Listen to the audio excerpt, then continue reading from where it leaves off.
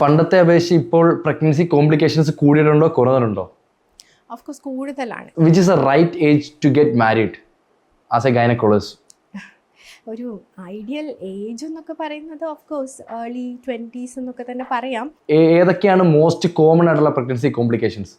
ഇപ്പോൾ നമ്മളുടെ ഇടയിൽ ഏറ്റവും കൂടുതൽ കാണുന്നത് ഡയബറ്റിസ്, ഹൈപ്പർ ടെൻഷൻ കോംപ്ലിക്കേറ്റ് ചെയ്യുന്ന പ്രഗ്നൻസീസ് ആണ്. ഈ ലേറ്റ് മാരേജ് പ്രഗ്നൻസീസിൽ കുട്ടികൾക്ക് ബേബീസിന് എന്തെങ്കിലും കോംപ്ലിക്കേഷൻ ഉണ്ടോ നേരത്തെ നമുക്ക് ഡിറ്റക്ട് ചെയ്യാൻ പറ്റുന്ന എന്തെങ്കിലും പ്രൊസീജിയേഴ്സ് ഉണ്ടോ? ഉണ്ട്. ഇപ്പോൾ ഒരുപാട് ടെസ്റ്റുകളുണ്ട്. ഓവം ഫ്രീസിംഗ് എന്ന് പറയുന്നത് ഭയങ്കര ട്രെൻഡായിട്ട് പോകുന്നുണ്ട്. ശരിക്കും ഇങ്ങനൊരു മെത്തേഡ് ശരിക്കും നല്ലതാണോ, അത് മാർക്കറ്റിംഗ് കൊണ്ട് ആളുകളിലേക്ക് എത്തിക്കുകയാണോ ഇങ്ങനൊരു മെത്തേഡ്?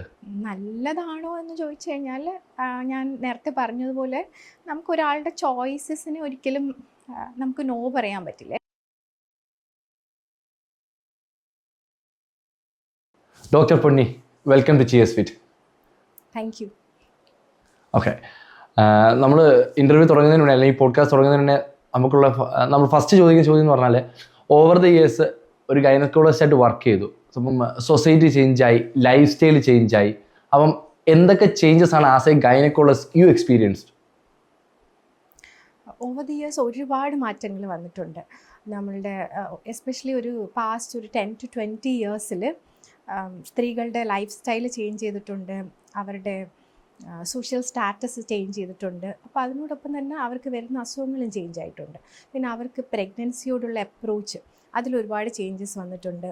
അതുപോലെ തന്നെ പോസ്റ്റ്പാർട്ടം പ്രഗ്നൻസിക്ക് ശേഷം അവർക്ക് ഉണ്ടാകുന്ന പ്രോബ്ലി ഡിസ്ഫിഗർമെൻറ്റ് അല്ലെങ്കിൽ ബോഡിലി ചേഞ്ചസ് ഒക്കെ ഇല്ലേ, അതിനോടൊക്കെയുള്ള അവരുടെ ആറ്റിറ്റ്യൂഡ്, ഇതിലെല്ലാം ഒരുപാട് മാറ്റങ്ങൾ വന്നിട്ടുണ്ട്. പണ്ടൊക്കെ എന്ന് വെച്ചാൽ നമ്മൾ പ്രഗ്നൻസി ഡയഗ്നോസ് ചെയ്യുന്നത് തന്നെ പീരിയഡ്സ് മിസ്സായി 1-2 മാസം കഴിഞ്ഞിട്ടാണ് ഡോക്ടർ കൺസൾട്ടേഷൻസോ സപ്ലിമെൻറ്റ്സോ ഒക്കെ എടുക്കാറുള്ളത്. പക്ഷേ ഇപ്പോൾ അങ്ങനെയല്ല. ശരിക്കും അങ്ങനെ തന്നെയാണ് വേണ്ടത്. ഒരു ഹോളിസ്റ്റിക് അപ്രോച്ചാണ്. നമ്മളെപ്പോഴും ഒരു പ്ലാൻഡ് പ്രഗ്നൻസിയാണ് നമുക്ക് നല്ലത്. എന്തെങ്കിലും അസുഖങ്ങൾ, ഡയബറ്റിസ്, ഹൈപ്പർ ടെൻഷൻ, തൈറോയിഡ് ഇതൊക്കെ ഉണ്ടെങ്കിൽ അതിനെ കറക്റ്റ് ചെയ്ത് ഓപ്റ്റിമൈസ് ചെയ്ത് അതിൻ്റെ ട്രീറ്റ്മെൻറ്റൊക്കെ എടുത്തതിന് ശേഷമാണ് പ്രഗ്നൻസി ഉണ്ടാകേണ്ടത്. അപ്പോൾ ഇപ്പം കൂടുതൽ പേരും ഒരു പ്ലാൻഡ് പ്രഗ്നൻസി പ്രിഫർ ചെയ്യുക, അതിനെപ്പറ്റിയൊക്കെ കൂടുതൽ അറിവുള്ള കുട്ടികളാണ് ഇപ്പോൾ കൂടുതലായിട്ടുള്ളത്. അതാ, പണ്ടത്തെ കാലത്ത് എനിക്ക് തോന്നുന്നു ഒരു 2 to 3 months ഈ പറഞ്ഞ പീരിയഡ്സ് വന്നില്ല എങ്കിലാണ് അവർ ഡോക്ടറിനെ കൺസൾട്ട് ചെയ്യാൻ പോകുന്നത്. ബട്ട് ഇപ്പോഴത്തെ കേസസ് എനിക്ക് തോന്നുന്നു എല്ലാവരും പ്ലാൻഡ് പ്രഗ്നൻസീസ് ആണ് മോസ്റ്റ് ഓഫ് ദ കേസിലും. അതാണ് പണ്ടത്തെ ഇപ്പോഴത്തെ വ്യത്യാസം. ബിക്കോസ് എഡ്യൂക്കേഷനിൽ മാറ്റം വന്നിട്ടുണ്ട്, പിന്നെ അവരുടെ കരിയറിൽ അഡ്വാൻസ്മെൻറ്റ്സ് വന്നിട്ടുണ്ട്. അപ്പോൾ അതിലെല്ലാം അവർ പ്ലാൻ ചെയ്തിട്ടാണ് എപ്പോൾ പ്രഗ്നൻസി വേണം എന്ന് പോലും തീരുമാനിക്കുന്നത്. അതെ, പണ്ടത്തെ അപേക്ഷിച്ച് ഇപ്പോൾ പ്രഗ്നൻസി കോംപ്ലിക്കേഷൻസ് കൂടിയിട്ടുണ്ടോ കുറഞ്ഞിട്ടുണ്ടോ? ഓഫ് കോഴ്സ് കൂടുതലാണ്. ഇപ്പോഴും ഡയബറ്റിസ്, ഹൈപ്പർ ടെൻഷൻ ഇങ്ങനത്തെ അസുഖങ്ങൾ കോംപ്ലിക്കേറ്റ് ചെയ്യുന്ന പ്രഗ്നൻസീസ് അത് പണ്ടത്തെ അപേക്ഷിച്ച് വളരെ കൂടുതലാണ്. അതിനൊരു മെയിൻ റീസണായിട്ട് തോന്നുന്നത് തന്നെ പണ്ടൊക്കെ നമ്മളുടെ കുട്ടികളുടെ ഏജ് ഓഫ് മാരേജ് എന്ന് പറയുന്നത് ഒരു ഏർലി 20s ആയിരുന്നു. ഇപ്പോൾ അതിൽ നിന്ന് മാറി അതൊരു ലേറ്റ് 20s അല്ലെങ്കിൽ 30s പോവുകയാണ്. അപ്പോൾ അതുകൊണ്ട് തന്നെ പ്രഗ്നൻസിയും ലേറ്റ് ആവുകയാണ്. പ്രഗ്നൻസി മിക്കവാറും ഒരു ലേറ്റ് 30s എക്സ്റ്റെൻഡ് ചെയ്ത് പോകുമ്പോൾ ഡെഫിനറ്റ്ലി കോംപ്ലിക്കേഷൻസ് കൂടി വരും. അതുകൊണ്ട് തന്നെ കോംപ്ലിക്കേറ്റഡ് പ്രഗ്നൻസീസ് ഇപ്പോൾ പണ്ടത്തെ അപേക്ഷിച്ച് വളരെ കൂടുതലാണ്. Okay, which is a right age to get married as a gynaecologist? ഒരു ഐഡിയൽ ഏജ് എന്നൊക്കെ പറയുന്നത് ഓഫ് കോഴ്സ് ഏർലി 20s എന്നൊക്കെ തന്നെ പറയാം. പ്രഗ്നൻസിയൊക്കെ ഏർലി പ്ലാൻ ചെയ്യാൻ അതൊക്കെ തന്നെയാണ് നല്ലത്. പക്ഷേ ഇപ്പോൾ സൊസൈറ്റൽ നോംസ് എന്നൊക്കെ ഒരുപാട് ഔട്ട്ഗ്രോ ചെയ്തിട്ടില്ലേ നമ്മുടെ സ്ത്രീകൾ. അപ്പോൾ അതുകൊണ്ട് തന്നെ അതിൽ സ്റ്റിക്ക് ഓൺ ചെയ്യണമെന്ന് നമുക്ക് അവരോട് നിർബന്ധിക്കാൻ പറ്റില്ല അല്ലേ. പണ്ടുള്ള കാലങ്ങളിൽ കുട്ടികൾക്കാണെങ്കിൽ സ്ത്രീകൾക്ക് എഡ്യൂക്കേഷൻ പോലും അവർക്ക് അന്യം നിന്നിരുന്ന ഒരു കാലം ഉണ്ടായിരുന്നല്ലേ. പിന്നീട് അവരൊരു കോളേജ് എഡ്യൂക്കേഷനൊക്കെ കഴിഞ്ഞിട്ട് മാരേജൊക്കെ ആകാം എന്ന് ഡിസൈഡ് ചെയ്തിരുന്നു. അതിനുശേഷം എല്ലാവരും ഒരു ജോലി സമ്പാദിച്ച് സ്വന്തം കാലിൽ നിന്നിട്ടൊക്കെ തന്നെ marriage and pregnancy, financial independence ഉണ്ടായതിന് ശേഷം മാത്രം മാരേജിലേക്ക് പോകുന്ന കുട്ടികളാണ് ഒരു മെജോറിറ്റി. പക്ഷേ ഇപ്പം അതിലൊന്നും അഡ്വാൻസ് ചെയ്തിട്ട് എല്ലാ കരിയറിലും എല്ലാ മേഖലയിലും ഏറ്റവും ടോപ്പ് മോസ്റ്റ് പൊസിഷനിൽ വരെ ഇപ്പോൾ സ്ത്രീകളുണ്ട് അല്ലേ. അപ്പോൾ അവരുടെ കരിയർ ഗ്രോത്തിനെയും അല്ലെങ്കിൽ കരിയർ ഗ്രോത്തിനെ, കരിയർ അഡ്വാൻസ്മെൻറ്റിനെ ഇതൊക്കെ പ്രഗ്നൻസി മൂലം ഉണ്ടാകുന്ന ഒരു കരിയർ ബ്രേക്കൊക്കെ സാരമായിട്ട് ബാധിക്കും. അപ്പോൾ അതിനെക്കുറിച്ചൊക്കെ അവർ കൺസേൺഡ് ആണ്. കൺസേൺഡ് ആവുന്നതിൽ നമുക്ക് തെറ്റ് പറയാൻ പറ്റില്ല. അപ്പോൾ ഇതൊക്കെ തന്നെ ആയിരിക്കാം അവർ മാരേജും പ്രഗ്നൻസിയും ഒക്കെ പോസ്റ്റ്പോൺ ചെയ്യാനുണ്ടാകുന്ന ഒരു സാഹചര്യം. ആൻഡ് നമുക്ക് ഐഡിയലൈസ് ചെയ്യുന്നതിന് ലിമിറ്റേഷൻസ് ഉണ്ട്. ഇപ്പോൾ ഐഡിയൽ സെറ്റപ്പ് ഇപ്പോൾ എല്ലാവർക്കും നമുക്കിപ്പോൾ അവരുടെ കരിയറും ഒന്നും നോക്കാതെ പ്രഗ്നൻസിയിൽ മാത്രം കോൺസെൻട്രേറ്റ് ചെയ്യണം എന്ന് നമുക്ക് പറയാൻ പറ്റില്ലല്ലോ. അത് ഓരോരുത്തരുടെ ചോയ്സ് അല്ലേ. അവരുടെ ചോയ്സസ് നമ്മൾ റെസ്പെക്റ്റ് ചെയ്യണം. Yes, obviously. ഈ പ്രഗ്നൻസി കോംപ്ലിക്കേഷൻസിൽ പറഞ്ഞല്ലോ, ഏതൊക്കെയാണ് മോസ്റ്റ് കോമൺ ആയിട്ടുള്ള പ്രഗ്നൻസി കോംപ്ലിക്കേഷൻസ്? ഇപ്പോൾ നമ്മളുടെ ഇടയിൽ ഏറ്റവും കൂടുതൽ കാണുന്നത് ഡയബറ്റിസ്, ഹൈപ്പർ ടെൻഷൻ കോംപ്ലിക്കേറ്റ് ചെയ്യുന്ന പ്രഗ്നൻസീസ് ആണ്. പിന്നെ അഡ്വാൻസിങ് ഏജ് വരുമ്പോൾ പ്രീ ടേം ആയിട്ട് ഡെലിവറി ചെയ്യുന്നതും അങ്ങനെ കൂടുതലായിട്ടും കാണുന്നത് ഡയബറ്റിസ്, ഹൈപ്പർ ടെൻഷൻ തന്നെയാണ്. Okay, what are the most common reason for these two? Okay, പല റീസൺസ് ഉണ്ട്. പക്ഷേ മെയിനായിട്ടും അവർക്ക് വരുന്ന ലൈഫ് സ്റ്റൈൽ ചേഞ്ചസും പിന്നെ അതേപോലെ തന്നെ സ്ട്രെസ് റിലേറ്റഡ് ആയിട്ടുള്ള ഒരുപാട് ഇഷ്യൂസ് വരുന്നുണ്ട് അല്ലേ. പണ്ടൊക്കെ നമുക്ക് കുട്ടികൾക്ക് വർക്ക് സ്ട്രെസ് എന്ന് പറയുന്നത് അധികം വരില്ല. ബിക്കോസ് ഒരു 9 to 5 ജോബോ അങ്ങനെയൊക്കെ മാത്രമാണ് സ്ത്രീകൾ സ്വീകരിച്ചിരുന്നത്. പക്ഷേ ഇപ്പോൾ അങ്ങനെയല്ല. അവർ മിക്കവരും ഒരു ഡിമാൻഡിങ് ജോബ്, ചിലപ്പോൾ ഫിസിക്കലി മെൻ്റലി ഒരുപാട് ഡിമാൻഡിങ് ആയിട്ടുള്ള ജോബ്സ് ചെയ്യുന്ന സ്ത്രീകളുണ്ട്. അപ്പോൾ അതിനോടൊപ്പം തന്നെ അവരുടെ ഫാമിലി ലൈഫ്, ചൈൽഡ് റെയറിങ് ഇതൊക്കെ കൊണ്ടുപോകാനുള്ള ബുദ്ധിമുട്ടുകൾ അവർ ഒരുപാട് ഫേസ് ചെയ്യുന്നുണ്ട്. അതൊരു ഭയങ്കര സ്ട്രെസ്ഫുൾ എക്സ്പീരിയൻസ് ആണ്. അപ്പോൾ അതൊക്കെ കൊണ്ട് തന്നെ ഇവർക്ക് കോംപ്ലിക്കേഷൻസ് കൂടുതൽ, ലൈഫ് സ്റ്റൈൽ ഡിസീസസ് കൂടുതൽ വരാൻ ഒക്കെ ഉള്ള ചാൻസസ് ഉണ്ട്. ഇപ്പോൾ നമ്മൾക്കൊരിക്കലും ഒരു സൊസൈറ്റിയിൽ നമ്മൾ ഒരുപാട് അഡ്വാൻസ് ചെയ്തിട്ടുണ്ട്. ഇപ്പോൾ വിമൻ എംപവർമെൻ്റ് എന്നൊക്കെ പറഞ്ഞിട്ട് നമ്മൾ വിമൻ അഡ്വാൻസ് ചെയ്യുന്നുണ്ട്. പക്ഷെ നമ്മൾ സൊസൈറ്റിയിൽ ഇപ്പോഴും കാണുന്ന ഒരു ട്രെൻഡ് എന്ന് പറഞ്ഞാൽ നമ്മുടെ ഹൗസ് ഹോൾഡ് കോഴ്സ് അല്ലെങ്കിൽ ചൈൽഡ് റെയറിങ് ഇതൊക്കെ ഇപ്പോഴും അതിൻ്റെ റെസ്പോൺസിബിലിറ്റീസ് ഫുള്ളായിട്ട് സ്ത്രീകളിൽ തന്നെയാണ് നിൽക്കുന്നത്. അപ്പോൾ ഇവർക്ക് രണ്ടും കൂടി ബാലൻസ് ചെയ്ത് കൊണ്ടുപോകാനായിട്ട് ഒരുപാട് ബുദ്ധിമുട്ടുകൾ വരുന്നുണ്ടാവും. അപ്പോൾ അതൊക്കെ ഒരു റീസൺസ് ആണ് ഇവർക്ക് പെട്ടെന്ന് തന്നെ ലൈഫ് സ്റ്റൈൽ ഡിസീസസ് ഒക്കെ ഉണ്ടാവാനും ഒക്കെയുള്ള ഒരു റീസൺ ഇതാണ്. പിന്നെ മറ്റൊന്നെന്ന് പറഞ്ഞാൽ നമ്മളുടെ what you call physical activity ഒരുപാട് കുറഞ്ഞിട്ടുണ്ടല്ലേ. പണ്ടൊക്കെയെന്ന് വെച്ചാൽ നമ്മുടെ എന്താ പറയുക, വീട്ടുജോലികളാണെങ്കിൽ പോലും ഫിസിക്കൽ ആക്ടിവിറ്റി ഇൻവോൾവ് ആയിരുന്നു. പക്ഷേ ഇപ്പോൾ അങ്ങനെയല്ല. ഇപ്പോൾ എല്ലാം മെഷീൻസ് റീപ്ലേസ് ചെയ്തിട്ടുണ്ട്. അതുപോലെ തന്നെ കുട്ടികളാണെങ്കിൽ പോലും ഇപ്പോൾ കളികളും അങ്ങനെയൊന്നും ഔട്ട്ഡോർ ഗെയിംസ് ഒന്നും ഇപ്പോൾ തീരെ ഇല്ല. ഇപ്പോൾ എല്ലാവരും വീഡിയോ ഗെയിംസും സ്ക്രീൻസൊക്കെ ആയിട്ട് എപ്പോഴും ഒരു സെഡൻറ്ററി ആയിട്ടുള്ള ലൈഫാണ്. ഇതൊക്കെ തന്നെ കുറേ കോൺട്രിബ്യൂട്ട് ചെയ്യുന്നുണ്ട് ഈ ഒരു ലൈഫ് സ്റ്റൈൽ ചേഞ്ചസ് അല്ലെങ്കിൽ അവർക്ക് ഡിസീസസ് വരാനും അവരുടെ എന്താ പറയുക ലൈഫ് സ്റ്റൈൽ ഡിസീസസ് കൂടുതലായിട്ട് ഇവർക്ക് വരാനുള്ള ഒരു റീസൺ ഇതൊക്കെ തന്നെയാണ്. പിന്നെ നമ്മുടെ ഫുഡ് ഹാബിറ്റ്സ് അല്ലേ, ഒരുപാട് ചേഞ്ചസ് വന്നിട്ടുണ്ട്. നമ്മളിപ്പോൾ ഒരുപാട് ജങ്ക് ഫുഡ്സും ഫ്രൈഡ് ഐറ്റംസ് ഇതൊക്കെ നമ്മുടെ ഡയറ്റിൽ ഒരു വെസ്റ്റേണൈസ്ഡ് ഡയറ്റാണ് ഇപ്പോൾ നമ്മൾ എടുക്കുന്നത്. നമ്മളുടെ നോർമൽ ഹോം ഗ്രോൺ പച്ചക്കറികളും ഫ്രൂട്ട്സൊക്കെ ഇപ്പം ഒരുപാട് കുറഞ്ഞിട്ടുണ്ട്. കൂടുതലും ഇങ്ങനത്തെ ജങ്ക് ഫുഡ്സൊക്കെ നമ്മൾ ഇൻക്ലൂഡ് ചെയ്യുമ്പം അതിനനുസരിച്ച് ഡിസീസിൻ്റെ പാറ്റേണും അതിനനുസരിച്ച് മാറും. അതുകൊണ്ടാണ് ഈ life style diseases like diabetes, hypertension ഇതൊക്കെ കൂടുതലായിട്ട് കാണുന്നത് ഇപ്പോൾ. PCOS അതുപോലെ തന്നെ ഹോർമോൺ റിലേറ്റഡ് ആയിട്ടുള്ള എല്ലാ ഇഷ്യൂസും, PCOS, എൻഡോമെട്രിയോസിസ് പോലുള്ള എല്ലാ ഇഷ്യൂസും അല്ലെങ്കിൽ അങ്ങനെ ഉണ്ടാകുന്ന എല്ലാ രോഗങ്ങളും ഈ വർക്ക് റിലേറ്റഡ് സ്ട്രെസ് കൊണ്ടാണോ മെയിനായിട്ട് ഉണ്ടാവുന്നത്? ഇല്ല, ആബ്സല്യൂട്ട്ലി വർക്ക് റിലേറ്റഡ് സ്ട്രെസ് എന്ന് പറയാൻ പറ്റില്ല. പക്ഷേ ഈ പറഞ്ഞ എല്ലാതും കോൺട്രിബ്യൂട്ട് ചെയ്യുന്നുണ്ട് അല്ലേ. നമ്മുടെ ലൈഫ് സ്റ്റൈൽ ചേഞ്ചസ് ആണെങ്കിലും sedentary, lack of physical activity, sedentary lifestyle, അതിനോടൊപ്പം തന്നെ വർക്ക് റിലേറ്റഡ് സ്ട്രെസ്സും അതിന് കോൺട്രിബ്യൂട്ട് ചെയ്യുന്നുണ്ട്. ഇപ്പോൾ പണ്ട് നമ്മൾ സ്ത്രീകൾക്ക് ഉണ്ടാകുന്ന മൂഡ് സ്വിങ്സ്, ആങ്സൈറ്റി ഇതിനെല്ലാം നമ്മൾ ഹോർമോണിനെ ബ്ലെയിം ചെയ്യും അല്ലേ. അവർക്ക് ഹോർമോൺ ചേഞ്ചസ് വരുന്നത് കൊണ്ടാണ് മൂഡ് സ്വിങ്സ് ഉണ്ടാവുന്നത് അങ്ങനെയൊക്കെ പറയും. പക്ഷേ ഇത് അങ്ങോട്ടും ഇങ്ങോട്ടും കോൺട്രിബ്യൂട്ടറി ആണ്. ഇറ്റ് ഈസ് വൈസ് വെർസ എന്ന് വെച്ചാൽ നമ്മളുടെ എൻവയൺമെൻറ്റ് കൊടുക്കുന്ന സ്ട്രെസ്സ് അവരിൽ ഒരുപാട് ഹോർമോൺ ചേഞ്ചസ് ഉണ്ടാക്കുന്നുണ്ട്. അപ്പോൾ അതേപോലെ തന്നെ അവർക്ക് ഉണ്ടാകുന്ന ഹോർമോൺ ചേഞ്ചസ് അവർക്ക് ആങ്സൈറ്റിയും അങ്ങനത്തെ ഉള്ള ഡിസീസസ് ഉണ്ടാക്കാൻ ഉള്ള സാധ്യതയുണ്ട്. അപ്പം ഇറ്റ് ഈസ് കോൺട്രിബ്യൂട്ടറി. അപ്പം നമ്മൾ ചുറ്റിനുള്ളവർക്കാണ് അതിൽ ഏറ്റവും കൂടുതൽ ഹെൽപ്പ് ചെയ്യാൻ പറ്റുന്നത്. നമ്മൾ സ്ട്രെസ് ഫ്രീ ഒരു എൻവയൺമെൻറ്റ് ഉണ്ടെങ്കിൽ കുറേയൊക്കെ ഇങ്ങനത്തെ അസുഖങ്ങൾ കുറഞ്ഞിരിക്കും. ഓഫ് കോഴ്സ് PCODയും എൻഡോമെട്രിയോസിസും ഒക്കെ ഇപ്പോൾ ഓൺ ദ റൈസാണ്. ഇപ്പോൾ പണ്ടൊക്കെ എപ്പോഴും നമ്മൾക്ക് ഫൈബ്രോയിഡോ അല്ലെങ്കിൽ ബ്ലീഡിങ് ഡിസോർഡേഴ്സ് ഇതൊക്കെയായിരുന്നു, ഹെവി മെൻസ്ട്രൽ ബ്ലീഡിങ് ഇതൊക്കെയായിരുന്നു OPയിൽ കൂടുതലായിട്ട് കാണുന്നത്. പക്ഷേ ഇപ്പം നമ്പർ ഓഫ് കുട്ടികൾ, പ്രത്യേകിച്ച് ടീനേജ് ഗേൾസ് എടുക്കുവാണെങ്കിൽ നമ്മളൊരു 10 പേര് കാണുന്നെങ്കിൽ അതിലൊരു 3-4 പേര്, അതായത് എബൌട്ട് 30-40% കുട്ടികൾക്കും ഇപ്പോൾ PCOD പോലുള്ള അസുഖങ്ങളുണ്ട്. Is PCOS or PCOD incurable? ഇതിനൊരു എൻഡ് ഉണ്ടോ? ഐ മീൻ നമ്മൾ കംപ്ലീറ്റ് ആയിട്ട് PCOS അല്ലെങ്കിൽ PCOD ക്യൂർ ചെയ്യാൻ പറ്റുമോ? ഇല്ല, അത് ഒരു കംപ്ലീറ്റ് ക്യൂർ, അത് ഏതൊരു ലൈഫ് സ്റ്റൈൽ ഡിസീസസും പോലെ തന്നെയാണ് PCOD. അത് നമുക്ക് കൺട്രോൾ ചെയ്ത് ബാലൻസ് ചെയ്ത് അത് നമ്മളെ അഡ്വേഴ്സ്ലി ബാധിക്കാത്ത രീതിയിൽ കൊണ്ടുപോകാൻ പറ്റും. It's not like completely curable എന്ന് പറയാൻ പറ്റില്ല. ഒരു ലേഡിക്ക് ലേറ്റ് മാരേജ് ആണ് ഓപ്റ്റ് ചെയ്യുന്നത് ഡ്യൂ ടു മൾട്ടിപ്പിൾ റീസൺസ്, അവരുടെ ഫിനാൻഷ്യൽ സ്റ്റേറ്റസ്, ഐ മീൻ അവരുടെ ജോബ്, അങ്ങനെയുള്ള എന്തെങ്കിലും കാരണം കൊണ്ട് അവർ പോസ്റ്റ്പോൺ ചെയ്യുന്നു marriage, and she needs to bear a child after her 30s. അപ്പം അങ്ങനെ നേരത്തെ ഡിസിഷൻ എടുക്കുന്ന ഒരു സ്ത്രീക്ക് എന്തൊക്കെ കാര്യങ്ങളായിരിക്കും മുൻകൂട്ടി പ്ലാൻ ചെയ്യാൻ വേണ്ടത്? ആക്ച്വലി അങ്ങനെ വരുമ്പോൾ ഇപ്പോഴത്തെ കാലത്ത് ഇപ്പം ഓവം ഫ്രീസിങ് അങ്ങനത്തെ ഒക്കെ കാര്യങ്ങൾ ഭയങ്കര ട്രെൻഡി ആയിട്ട് വരുന്നുണ്ട്.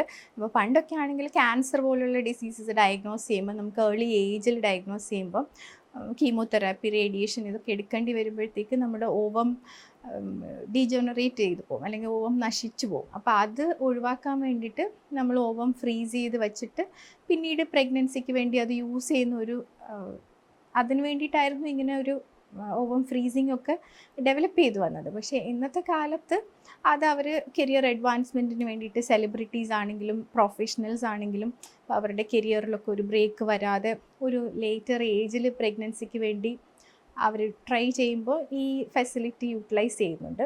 അതൊരു ട്രെൻഡിങ് ആയിട്ട്, ഒരു അപ്കമ്മിങ് ആയിട്ട് വരുന്ന, അത് ഒരുപാട് യൂട്ടിലിറ്റി ഉള്ള ഒരു ഫെസിലിറ്റിയാണ്. അത് നല്ല രീതിയിൽ യൂട്ടിലൈസ് ചെയ്യുന്നുണ്ട് ഇപ്പോൾ. അതല്ലാതെ ഇപ്പം ഓവം ഫ്രീസിങ് എന്ന് പറയുന്നത് ഭയങ്കര ട്രെൻഡായിട്ട് പോകുന്നുണ്ട്. എൻ്റെ ഒരു പേഴ്സണൽ ക്യൂരിയോസിറ്റി ചോദിക്കട്ടെ, ശരിക്കും ഇങ്ങനൊരു മെത്തേഡ് ശരിക്കും നല്ലതാണോ, അത് മാർക്കറ്റിംഗ് കൊണ്ട് ആളുകളിലേക്ക് എത്തിക്കുകയാണോ ഇങ്ങനൊരു മെത്തേഡ്? നല്ലതാണോ എന്ന് ചോദിച്ചു കഴിഞ്ഞാൽ ഞാൻ നേരത്തെ പറഞ്ഞതുപോലെ നമുക്കൊരാളുടെ ചോയ്സസിന് ഒരിക്കലും നമുക്ക് നോ പറയാൻ പറ്റില്ല, അല്ലേ? ഇപ്പം നമുക്ക് ഏർലി ഏജിലുള്ള പ്രഗ്നൻസി തന്നെയാണ് ഒരു ഐഡിയൽ. പക്ഷേ ഇപ്പോൾ അവർക്കൊരു ലേറ്റ് മാരേജോ അല്ലെങ്കിൽ ലേറ്റ് പ്രഗ്നൻസിയോ അവർ പ്ലാൻ ചെയ്യുവാണെങ്കിൽ ഇങ്ങനെ ഒരു ഫെസിലിറ്റി യൂസ് ചെയ്യാം എന്നുള്ളതേ ഉള്ളൂ. പക്ഷേ അത് കംപ്ലീറ്റ്ലി റിസ്ക് ഫ്രീ അല്ല. ഇത് ഇപ്പം നമുക്കൊരു അഡ്വാൻസ്ഡ് ഏജ് കൊണ്ട് കുഞ്ഞിനൊരു വൈകല്യം ഉണ്ടാകാനുള്ള ചാൻസസ്, അങ്ങനെ ഒരു അഡ്വാൻസ് മെറ്റേണൽ ഏജിൽ പ്രഗ്നൻ്റ് ആകുവാണെങ്കിൽ അങ്ങനത്തെ കുറേ റിസ്ക് ഫാക്ടേഴ്സ് ഉണ്ട്. അപ്പോൾ അതിലൊക്കെ നമുക്കിത് ഹെൽപ്പ് ചെയ്യും. ബിക്കോസ് ഓവം നമ്മൾ നേരത്തെ ഫ്രീസ് ചെയ്ത് വയ്ക്കുന്നുണ്ട്.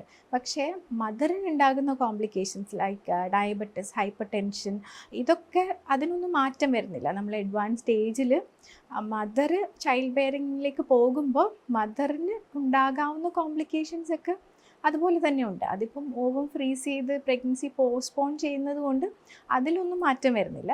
ഓൺലി തിങ് നമുക്ക് ബേബിക്ക് വരാവുന്ന വൈകല്യങ്ങൾക്കൊക്കെ നമുക്കൊരു യങ്ങർ ഏജിലുള്ള ഒരു ഓവം യൂസ് ചെയ്യുന്നത് കൊണ്ട് അതിൻ്റെ അഡ്വാൻറ്റേജ് കിട്ടും, അത്രേ ഉള്ളൂ. ഓക്കെ, അതായത് എഗ് ഫ്രീസ് ചെയ്യുന്ന സമയത്ത് ഈ ഫ്രീസ് ചെയ്തിട്ട് നമുക്ക് ഇൻ ഫ്യൂച്ചർ ബേബി വേണമെന്ന് ചിന്തിക്കുന്ന സമയം, ഐ മീൻ ആ ടൈമിൽ if the woman is not that much healthy, എന്തായാലും റിസ്ക് ഫാക്ടേഴ്സ് ഉണ്ടാവും. അതെ അതെ, തീർച്ചയായിട്ടും. ഓക്കെ, അതുപോലെ തന്നെ സ്പേമും നമുക്ക് സ്റ്റോർ ചെയ്ത് വെച്ചുകൂടെ? അതിനുള്ള ഓപ്ഷൻസും ഇല്ലേ? രണ്ടും ഉണ്ട്. ഓവം ഫ്രീസിങ്ങും സ്പേം ഫ്രീസിങ്ങും ഇപ്പം ആൾക്കാർ യൂട്ടിലൈസ് ചെയ്യുന്നുണ്ട് ഒരു ലേറ്റസ്റ്റ് സ്റ്റേജിലേക്ക് പ്രഗ്നൻസി പ്ലാൻ ചെയ്യാൻ വേണ്ടിയിട്ട്. ഈ ലേറ്റ് മാരേജ് പ്രഗ്നൻസീസിൽ കുട്ടികൾക്ക്, ബേബീസിന് എന്തെങ്കിലും കോംപ്ലിക്കേഷൻ ഉണ്ടോ നേരത്തെ നമുക്ക് ഡിറ്റക്ട് ചെയ്യാൻ പറ്റുന്ന എന്തെങ്കിലും പ്രൊസീജിയേഴ്സ് ഉണ്ടോ? ഒരുപാട് ടെസ്റ്റുകൾ നമുക്കിപ്പോൾ അവൈലബിൾ ആണ്. നമ്മൾ 3rd മന്തിലൊക്കെ ചെയ്യുന്ന ബ്ലഡ് ടെസ്റ്റ്, സ്കാന്, ഇതൊക്കെ കൂടെ ചെയ്യുന്ന ഒരു സ്ക്രീനിങ് ടെസ്റ്റ് ഉണ്ട്. അത് നമുക്ക് എന്തെങ്കിലും അനോമലീസോ അങ്ങനെ എന്തെങ്കിലും വൈകല്യങ്ങൾ കുട്ടികൾക്ക് ഉണ്ടെങ്കിൽ അത് നമുക്ക് അറിയാൻ പറ്റുന്ന ടെസ്റ്റുകളാണ്. ആ ടെസ്റ്റ് എന്തെങ്കിലും പോസിറ്റീവായിട്ട് കണ്ടാൽ നമുക്കത് കൺഫർമേഷൻ ചെയ്യാനുള്ള മറ്റ് അഡ്വാൻസ് ടെസ്റ്റുകളും ഉണ്ട്. അപ്പോൾ അതൊക്കെ കുറച്ചുകൂടി ഇൻവേസീവ് ടെസ്റ്റാണ്. അപ്പോൾ നമ്മൾ സ്ക്രീനിങ് ടെസ്റ്റ് എല്ലാ സ്ത്രീകൾക്കും ഓഫർ ചെയ്യണം. അതിലെന്തെങ്കിലും ഡൗട്ട് തോന്നുന്നവരെ നമ്മൾ കൺഫർമേഷൻ ടെസ്റ്റിനും നമ്മളവരെ അഡ്വൈസ് ചെയ്യേണ്ടതുണ്ട്. ഓക്കെ, എനിക്ക് പേഴ്സണലി അറിയാവുന്നൊരു വ്യക്തിയുടെ ലേറ്റ് മാരേജ് ആയിരുന്നു ആൻഡ് IVF ആയിരുന്നു ചെയ്തത്. സോ ടെസ്റ്റ് ചെയ്ത ടൈമിൽ ബേബിക്ക് അനോമലി ഉണ്ടെന്ന് പറഞ്ഞു.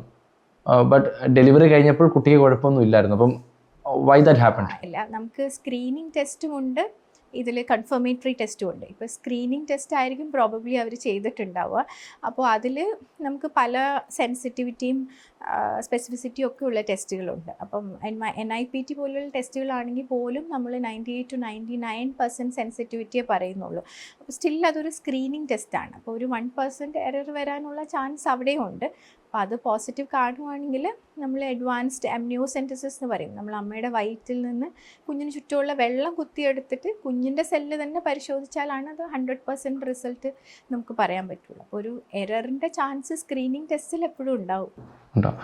അങ്ങനെ ഡിറ്റക്റ്റ് ചെയ്യുന്നു, അങ്ങനെ എന്തെങ്കിലും ഒരു അനോമലി ഉണ്ടായെന്ന് നമുക്ക് പ്രൂവ് ചെയ്യുകയാണ്, റിസൾട്ടിൽ വരികയാണെങ്കിൽ നമുക്ക് ഡെലിവറിക്ക് മുന്നേ അത് ട്രീറ്റ് ചെയ്യാനുള്ള മെത്തേഡ്സ് ഉണ്ടോ? ട്രീറ്റബിൾ എല്ലാ അനോമലീസും നമുക്ക് ട്രീറ്റബിൾ അല്ല. ക്രോമസോമൽ അനോമലീസ് ഒക്കെ ആണെങ്കിൽ നമുക്ക് അതിന് ട്രീറ്റ്മെൻറ്റ് ആയിട്ടില്ല. പക്ഷേ മറ്റ് ഇപ്പോൾ സർജിക്കലി കറക്റ്റ് ചെയ്യാൻ പറ്റുന്ന അനോമലീസ് ഉണ്ട്. അത് യൂട്രസിനുള്ളിൽ തന്നെ വെച്ച് ട്രീറ്റ് ചെയ്യാവുന്ന ഓപ്ഷൻസ് ഉണ്ട്. അത് ഡിപ്പെൻസ് എന്ത് ടൈപ്പ് ഓഫ് അനോമലിയാണ് നമ്മൾ കാണുന്നതെന്നനുസരിച്ചിരിക്കും. ഈ പണ്ടത്തെ ഗൈനക്കോളജിസ്റ്റും ഇപ്പോഴത്തെ ഗൈനക്കോളജിസ്റ്റുമായിട്ട് കുറേ വ്യത്യാസങ്ങൾ വന്നിട്ടുണ്ടാവുമല്ലോ. കാര്യം എനിക്കറിയാവുന്ന പണ്ട് കാലത്തെ ഗൈനക്കോളജിസ്റ്റുകൾ കുറച്ചുകൂടെ സ്ട്രിക്റ്റ് ആണ്. അങ്ങനെ നമുക്ക് ഒന്നും അങ്ങോട്ട് എടുത്ത് ചോദിക്കാൻ പേടിയായിരിക്കും ചിലപ്പം. ശരിക്കും അങ്ങനെയാണോ ഇപ്പോഴത്തെ ഗൈനക്കോളജിസ്റ്റുകൾ? അങ്ങനെ ഒതൻറ്റിക്കായിട്ട് പറയാൻ പറ്റില്ല. പക്ഷേ എൻ്റെ ഒരു പേഴ്സണൽ അഭിപ്രായത്തിൽ നമ്മൾ കുറച്ചും കൂടെ അപ്രോച്ചബിൾ ആയിരിക്കണം. ബിക്കോസ് മോസ്റ്റ്ലി എല്ലാവരും ഗൈനക്കോളജിസ്റ്റ് അങ്ങനെ അപ്രോച്ചബിൾ അല്ല, അല്ലെങ്കിൽ ഒരു പേടിയോടുകൂടിയൊക്കെ ഫേസ് ചെയ്യും. പക്ഷേ ആക്ച്വലി നമ്മൾ we are very simple people, വളരെ അപ്രോച്ചബിൾ ആണ്. അങ്ങനെ ആയിരിക്കുകയും വേണം. ബിക്കോസ് നമുക്കിപ്പോൾ ഒരുപാട് കേസസ് ആക്ച്വലി നമ്മുടെ കുട്ടികൾ ചെറുപ്പത്തിൽ തന്നെ സെക്ഷലി ആക്റ്റീവ് ആവുകയും എന്തെങ്കിലും റിലേഷൻഷിപ്പിലൊക്കെ പെട്ടുപോയി അൺവാണ്ടഡ് പ്രഗ്നൻസീസ്, ഇങ്ങനത്തെ ഒക്കെ ഒരുപാട് കേസസ് നമുക്കിപ്പോൾ കൂടുതലായിട്ട് കാണുന്നുണ്ട്. അപ്പോൾ അങ്ങനത്തെയൊക്കെ ഒരു സിറ്റുവേഷനിൽ തീർച്ചയായിട്ടും നമ്മൾ അവരെ കറക്റ്റ് ചെയ്യണം, അവരെ മനസ്സിലാക്കി അതിൽ നിന്നും പിന്തിരിപ്പിക്കാനൊക്കെ അതിനുള്ള മെത്തേഡ്സൊക്കെ നമ്മൾ എടുക്കണം. പക്ഷേ അതോടൊപ്പം തന്നെ നമ്മൾ അവർക്ക് അപ്രോച്ചബിളും ഒരു നോൺ ജഡ്ജ്മെൻ്റലായിട്ട് നമ്മൾ അവരെ കേൾക്കുകയും കൂടി വേണം.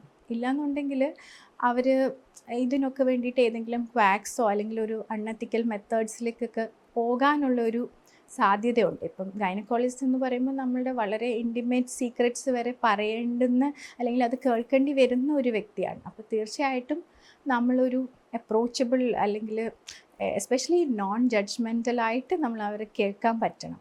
ഇല്ലെന്നുണ്ടെങ്കിൽ അവർ കൂടുതൽ അപകടത്തിലേക്കൊക്കെ പോകാനുള്ള ഒരു സാധ്യതയുണ്ട്. അപ്പോൾ ഇതൊരു പേഴ്സണൽ ഒപ്പീനിയനാണ്. ഡെഫിനറ്റ്ലി ആ ഒരു ചേഞ്ച് നമ്മൾ വരുത്തേണ്ടതായിട്ടുണ്ട്. കാരണം ഇപ്പോഴും കൂടുതലും ഈ സോഷ്യൽ മീഡിയ യൂസേജ് കൂടുമ്പോൾ ഇപ്പം നമുക്ക് അത്രത്തോളം ഇൻ്റർനെറ്റിൻ്റെ യൂസേജ് വലുതായല്ലോ. അപ്പം അവർ സെൽഫായിട്ട് ഇതെല്ലാം സെർച്ച് ചെയ്യാൻ തുടങ്ങും. അതൊരു ഇഷ്യൂ ആയിട്ട് പലപ്പോഴും ചെയ്യുന്നുണ്ട്. അവർ സ്വന്തമായിട്ടൊക്കെ എന്തെങ്കിലും പിൽസൊക്കെ എടുത്ത് പിന്നെ ബ്ലീഡിങ് അങ്ങനെയൊക്കെ ആയിട്ട് പിന്നീട് ഒരു വളരെ കോംപ്ലിക്കേറ്റഡ് സ്റ്റേറ്റിൽ അവരെ കാണേണ്ട അവസ്ഥകൾ ഒരുപാട് വരുന്നുണ്ട്. അപ്പോൾ അതുകൊണ്ടാണ് ഇപ്പോൾ പേരൻസ് ആണെങ്കിലും ഡോക്ടേഴ്സ് ആണെങ്കിലും ഇമ്മീഡിയറ്റ്ലി അപ്രോച്ചബിൾ ആയിട്ടുള്ള ആൾക്കാർ കുറച്ചും കൂടെ നമ്മൾ നല്ല ലിസണേഴ്സും അപ്രോച്ചബിളും ആവേണ്ട ഒരു സാഹചര്യമുണ്ട് ഇപ്പോൾ. Okay, with that that's the end for today's episode. Thank you so much. Happy to see you again. കുറേ നാളിന് ശേഷം മേഡത്തിനെ വീണ്ടും കാണുന്നത്. വളരെ സന്തോഷം നമ്മുടെ ചാനലിൽ വന്ന് നിങ്ങൾ ഏറ്റവും നല്ല അഭിപ്രായങ്ങൾ ഷെയർ ചെയ്തതിന്, ഇത്രയും കാര്യങ്ങൾ നമുക്ക് വേണ്ടി ഷെയർ ചെയ്തതിന് thank you so much. Thank you so much. Like I should thank you for this opportunity. ചിലപ്പോൾ നമ്മൾക്കുള്ള കോൺസെപ്റ്റ്സ് ഇതൊരു എന്താ പറയുക, ഒരു ഷെയറിങ് ഓഫ് വ്യൂസ് എന്ന് വേണമെങ്കിൽ പറയാം, രാദർ ദാൻ ഒരു ഹെൽത്ത് ടോക്കിനെ കാട്ടിയും നമ്മുടെ ഒരു കോൺസെപ്റ്റ്സ് ഷെയർ ചെയ്യാനുള്ള ഒരു അവസരമായിരുന്നു. Thank you for that.